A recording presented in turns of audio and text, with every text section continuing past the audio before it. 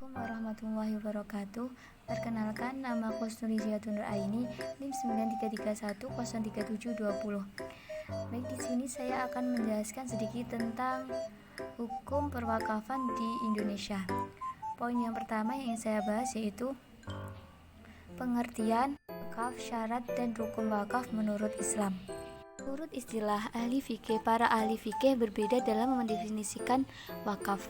Menurut istilah, sehingga mereka berbeda pula dalam memandang hakikat wakaf itu sendiri.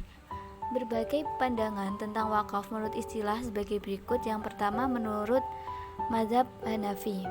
Menurut mazhab Hanafiyah, wakaf adalah menahan sesuatu benda yang menurut hukum tetap milik si wakaf dalam rangka mempergunakan manfaatnya untuk kebajikan.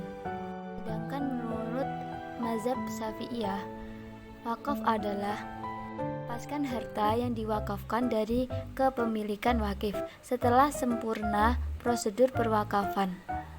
Dengan beberapa pendapat ahli fikih yang saya bacakan tadi, bisa disimpulkan bahwa wakaf adalah adanya perbedaan baik dari segi kepemilikan harta wakaf, hakikat wakaf, aspek kontinuitas waktu zat yang diwakafkan, pola pemberdayaan dan pemanfaatan harta wakaf itu sendiri.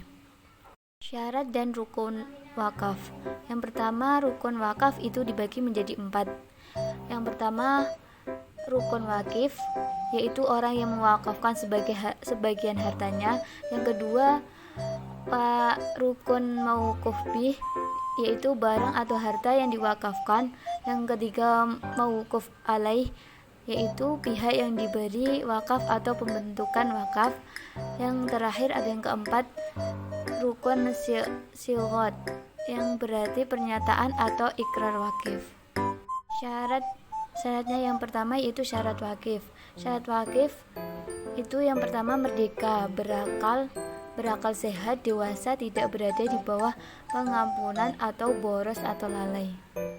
Yang kedua, syarat mauquf bih. Yang pertama syarat sahnya harta wakaf, dan yang kedua kadar harta yang diwakafkan. Ketiga yaitu syarat mauquf alaih, yaitu harus adil, mengerti atau mampu. Yang keempat atau yang terakhir syarat sighot. Yang pertama yaitu sighot harus mujazah, yang kedua sighot tidak diikuti syarat batil, dan yang ketiga sighot tidak diikuti pembatasan waktu. Poin yang kedua yaitu penegakan hukum pewakafan di Indonesia. Menurut Undang-Undang Republik Indonesia Nomor 41 Tahun 2004 tentang wakaf, yang di dalamnya terdapat aturan pelaksanaan dan pengelolaan wakaf uang, adalah merupakan apresiasi pemerintah terhadap filantropi Islam dengan harapan mengelola wakaf dapat berkembang sejalan dengan dinamika dan perubahan dalam masyarakat. Undang-undang tersebut mendapat dukungan dengan lahirnya Peraturan Pemerintah Republik Indonesia Nomor 42 Tahun 2006. Jadi bermunculnya peraturan perundang-undangan tersebut mencerminkan lembaga wakaf sebagai salah satu unsur hukum Islam mendapat perhatian yang sangat serius dari negara. Masalah perwakafan di Indonesia sudah lama eksis, bahkan dari zaman kolonial Belanda pada zaman kemerdekaan. Dan saat ini lembaga wakaf dalam sosiologi hukum termasuk hukum yang hidup. Sebagaimana diketahui, hukum dalam sosiologi hukum dapat dikelompokkan pada dua, yaitu hukum yang hidup dan hukum yang mati.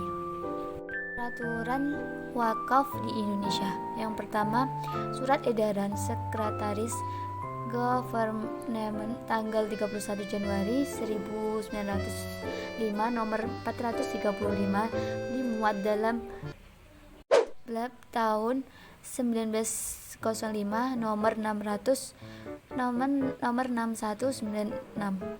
Kedua yaitu Surat Edaran Sekretaris Government tanggal 4 Juni 1931 nomor 1361 atau A dimuat dalam Dicplat 1931 nomor 125 atau 3. Yang ketiga, surat edaran Sekretaris Government tanggal 24 Desember 1934 nomor 3088 atau A dimuat dalam Blad 1934 nomor 13390. Terakhir yaitu surat edaran Sekretaris Government tanggal 27 Mei 1935 nomor 1273 A dimuat dalam Blad 1935 nomor 13480.13. Peraturan-peraturan tersebut sampai kini tetap berlaku.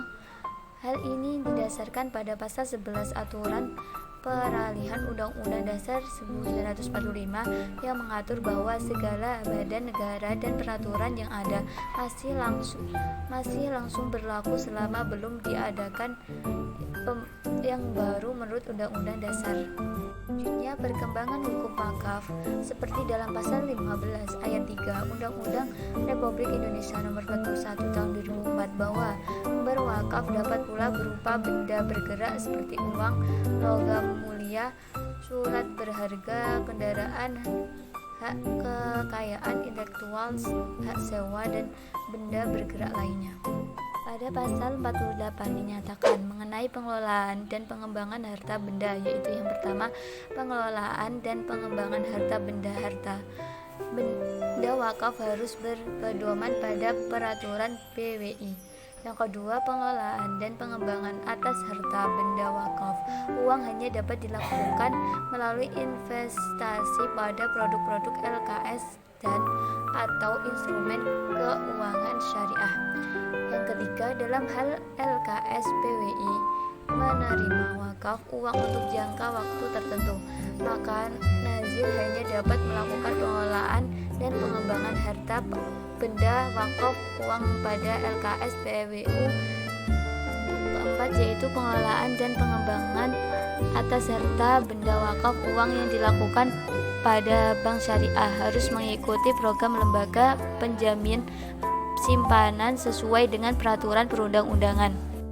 Yaitu pengelolaan dan pengembangan atas harta benda wakaf uang yang dilakukan dalam bentuk investasi di luar bank syariah harus dilakukan pada asuransi syariah.